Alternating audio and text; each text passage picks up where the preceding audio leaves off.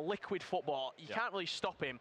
If the game doesn't go for him, it can all fall apart very quickly. The emotions get the better of him.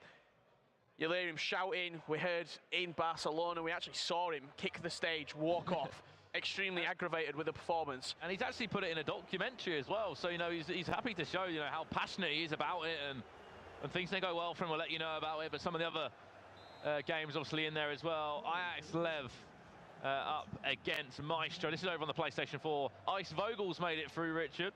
You've got Zizinho, and then you've got this man. I always rate about this guy, Lord Horf, 16 years of age. Up against Denmark, up against Dami from Nordavind. Yeah, that's a great game. Looking a little bit further down as well. That game, Gotsuri versus Honey Badger. What a performance from Honey Badger in the round of 32, knocking off #Aggie. He'll be full of confidence coming into this round of 16. Well, it'll be Nicholas in that blue strip off the post. What a start that would have been. And obviously CIHAN represents Red Bull Leipzig, part of that Red Bull group. Do you know what it is with Nicholas? It's almost as though like he don't actually think what he's doing, he just does it. It's like instinctive FIFA. Like that finesse shot there, he must have known that this has got a good chance of going in. I'm just going to do it. Like it doesn't. When you don't think about it, it's almost better. You talk about some of the best finishers in world football, looking back over time, like Kluivert, Crespo, the likes of Van Nistelrooy. They always said, let your instincts do the talking. If you think that you're going to dink it, if that's the best chance of scoring, just dink it. Don't think about it. If you think it's a power shot, just do it. Don't think about it. Nicholas, the way that he plays FIFA, he gets into a zone, he's a cold-blooded killer, and he just lets his instincts take over. And he'll show you no reactions at all. He'll put his head up, Richard, he'll put his Soul Beach headphones on and just play FIFA. Here we go, CIHAN now to try and destroy that plan. A big save. Referee, that was a little bit naughty there on Valencia. From behind it was. Seen red cards given for something like that before, and we know how that can just ruin a tie. We've not really seen Nicholas in danger, Brandon. The last time we saw Nicholas lose was against Tex in the final. Even before that, he pretty much looked invincible, did Nicholas. So he had a fantastic qualifying month as well. Yeah, 160-0, the perfect qualifying month. Recently got. Oh, Ferdinand there. That's going to be a yellow card, surely. Do not send him off. There you go. Yellow card for that man. Picked up by Transfer Market as well, so he has got an organisation behind him now, giving him more opportunity to do this for a living. The player as well, Mayo from Germany, is part of that. Obviously was known as Washed Up Mayo, made it to the final of the ESWC against Footwiz Dubsy. Unfortunately, he's out the competition to Megabit over on the Xbox side of things, but as difficult or as easy as it sounds, Richard, you win both these games, you've got yourself a playoff spot. Remember, CIHAN's already got that, so that's going to really add a lot of confusion to how it's going to break down. Whether Nicholas has got a playoff spot as well. Yeah, they have actually, haven't they? So they're actually just both playing, obviously, for the esports TV, you could say, or just for some prize money. I think both players have got a reason to want to win this tournament. I think Nicholas wants to go one step further than he did in Barcelona and really show that he can do it and compete at the highest level, which we know he can. CIHAN, on the other hand, I think he wants to almost atone for, you could say, the Paris regional back in FIFA 17, where he did lose to TAS in the final. Got a little bit of stigma about him where he walked off, didn't shake his hand. I think he wants to prove that he can get back on top of the pedestal and be the king of the PS4 division again. Maybe that can come true, Richard. Obviously, what is it about Nicholas this time? Do you feel like, yes, he got to that final, yes, he won the PlayStation 4 side of things, but is it that wasn't enough for him? He wants to go all the way. He wants to go all the way and make sure that he can be the winner. I know he's part of another FIFA E-World Cup qualifier, TYC Argentina. There, chance, CIHAN scores the first one in this one out of the two ties, and just a drink, one of water, one of Red Bull. However, the man drinking the Red Bull, representing Red Bull Leipzig, is in front here. Yeah, great start from CIHAN. We both said on the commentary desk, we've seen a lot of CIHAN recently. We saw him at the Draft Story Cup. Yep. He got through to the semi-finals, I believe. No, to the quarter-finals, where he got knocked out by Megabit. This man has been playing very good FIFA recently. Won the ESL German Championships, as you said, Brandon. He's just looked like he's picked up a little bit of form recently. Both these players, as we know, have already got a playoff spot. Obviously, CIHAN's coming from the ESL German Championship. And Ice Vogel actually came second in there. He's got himself a playoff spot right now too. Obviously part of the Gfinity Elite Series, another qualification method there. You know, there's been a number of qualification methods this year, and these are the big ones though. Barcelona and Manchester, 16 spots are up for grabs here. And it's whoever can come and play the best FIFA over a 3-day tournament. And right now, the man from Germany is in front. Yeah, great start to the game by CIHAN, opening up the scoring just before the 30th minute mark in this first half. I think what you want to do against Nicholas is keep possession. You see there, the way that he intercepted that ball, it was controlling Vieira, it just backed off, used the second man press, cut the passing lane, and Nicholas will come forward once again.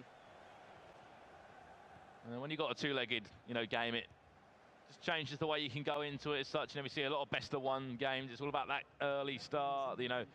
Some of the guys that have been involved in that Gfinity Elite Series, just speaking of, one option there, or players that have played in online qualifiers like the ESWC, or even FUT Champions. It's a best-of-one, Richard. Obviously, you can go to extra time and penalties if you need, but CIHAN, that was a cheeky little pass there from Valencia. Seeing the face cams, both players laser focused. I think CIHAN's one of the players who enjoys listening to his own music while the game's playing. I saw him skipping a song, I think, earlier when he did go 1-0 up. Box. David Ayer just punches that one, Richard, and as we know, the winner of this two-legged game will be one of the first names in the hat for the quarterfinals tomorrow. So only playing up to round 16 today. Messi there looking for the finesse shot on the right foot. Messi has got a 4-star weak foot. A lot of players don't really want to back it, but he can perform on that right foot. And some of the players that are performing exceptionally well. You can see F2 text there. Chance, ball across the box. He tried playing it for him. He tried to play that one, Richard, but it just didn't work out for him at all. He's going to play short now for a corner, though. Can he whip it across or cut back on the box? Goes across, anyone there? Ramos with an acrobatical clearance for him. Yeah, I think he was looking to get Vieira in to head it, but he won't actually let him switch player onto Vieira to nod it home. So he did get someone else, and then I think CIHAN could clear quite comfortably. This game played on main stage. Plenty of people watching this game right now. You can just see them behind us, Brandon. So many coaches at 99FC from Argentina. I'm expecting an even bigger crowd here tomorrow, Richard, here at the Victoria Warehouse in Manchester, which is free to come along. And I've said it before, this could be really big for the FIFA scene right now, to have fans come here and support the iconic figures of the Gorillas, the Tasses, etc. like that. Yeah, get behind the players, whoever it may be in the final. Get some atmosphere here at the Victoria Warehouse and really take it to another level. Nicholas now, drag back, Neymar tried to. As well for the players, I think maybe he could get inside the heads of the players a little bit. Start to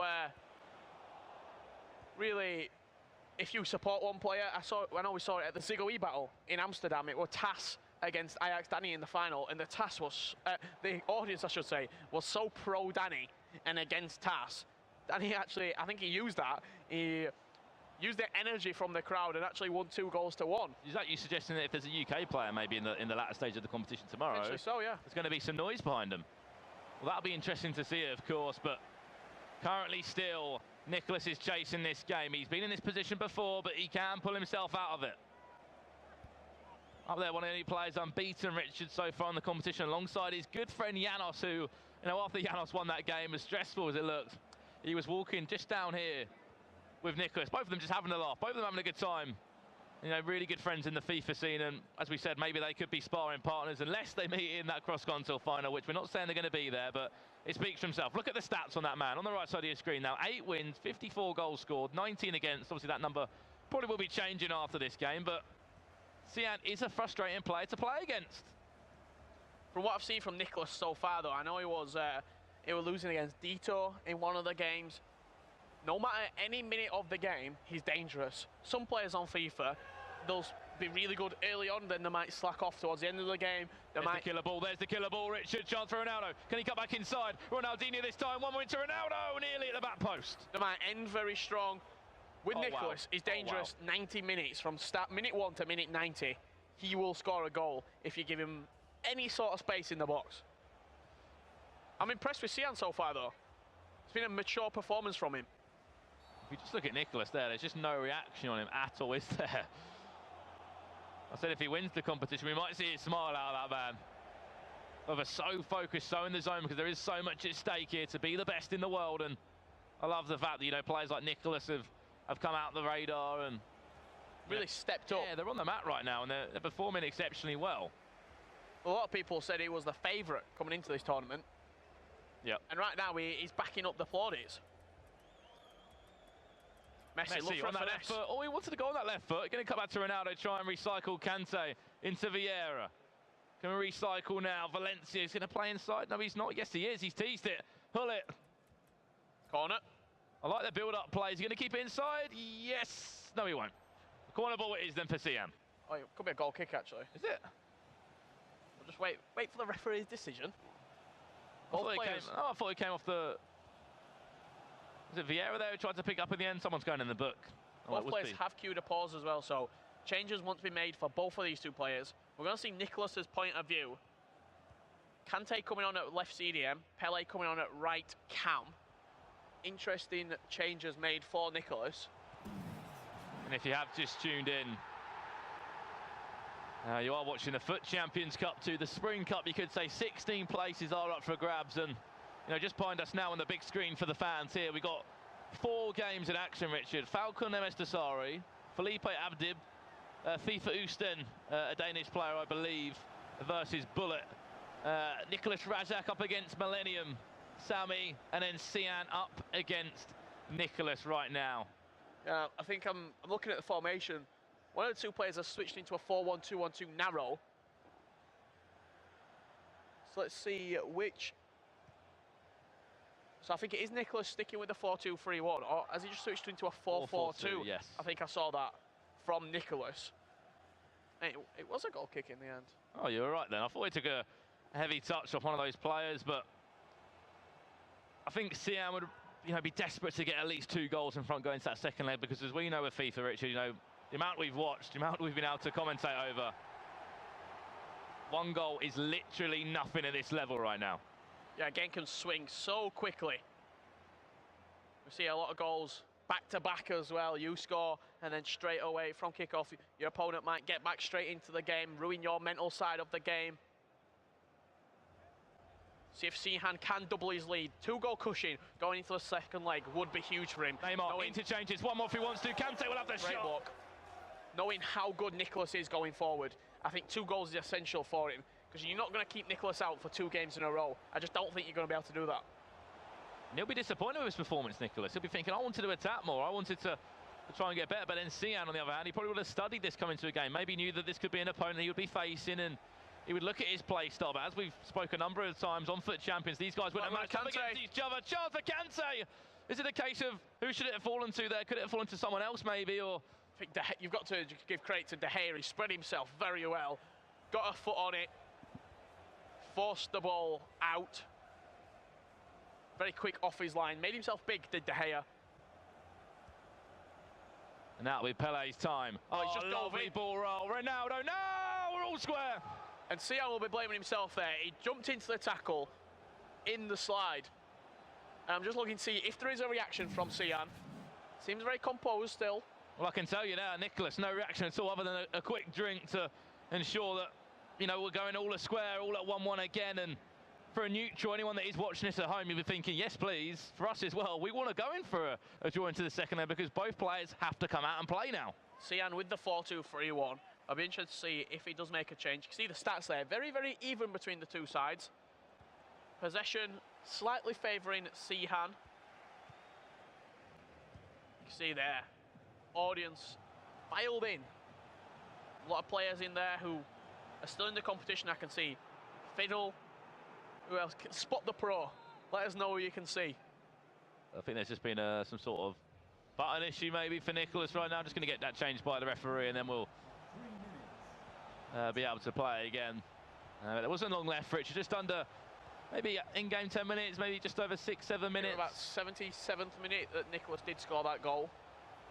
Overall, what have you made of this game, Richard? Because obviously a number of them are taking place now, and it's so hard not to turn around and look at them. Obviously, Rajek there is losing currently to Millennium Sami, 3-2. But in this game, 83rd minute the goal was, Richard.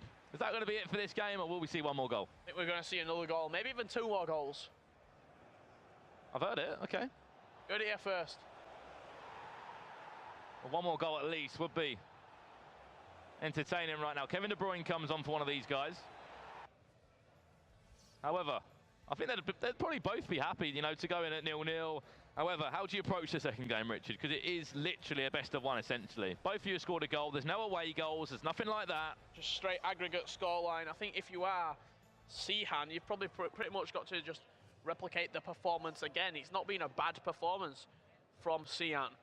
He's kept Nicholas out, which no one else really has been able to do. He's not had the attacking prowess that we've seen from him so far, but he doesn't really score a lot of goals, does CIHAN? He gets a goal, and then usually he'll sit off, go into a 4-2-3-1, and then capitalise on opponents when they do go forward. You think he's one of them that can just take the chances he needs to then and just sit back off? Yeah, I think... maybe essentially like maybe that's a German play style. Look at Dito, for example. Wait for your opponent to make the mistake and then capitalise. You know, Dito isn't always about scoring goals. He's happy to, obviously to win games. Who isn't happy to win games, but will score a few. And then he can play possession. You can see the tweets coming in there. Tough match between Nicholas and CIHAN. Certainly is out of all these ties on PlayStation. It's up there as one of the big ones. Obviously, Dammy, Lord Horf is another really good one as well. 2 upcoming players in the FIFA scene for sure. Yeah, looking over on that Xbox side, 2 massive games. Janos versus Megabit. That's a mouth-watering affair. That's a goal-scoring affair, Richard. And there goes the full-time whistle in this one. 1-1 the score, Richard. And nothing to separate these two. Both have had 4 shots on target. And then the battle of 2 football clubs. PSG Dax up against Tim Latka from Schalke. What? Oh. And it's obviously PlayStation 4 we're looking at the moment.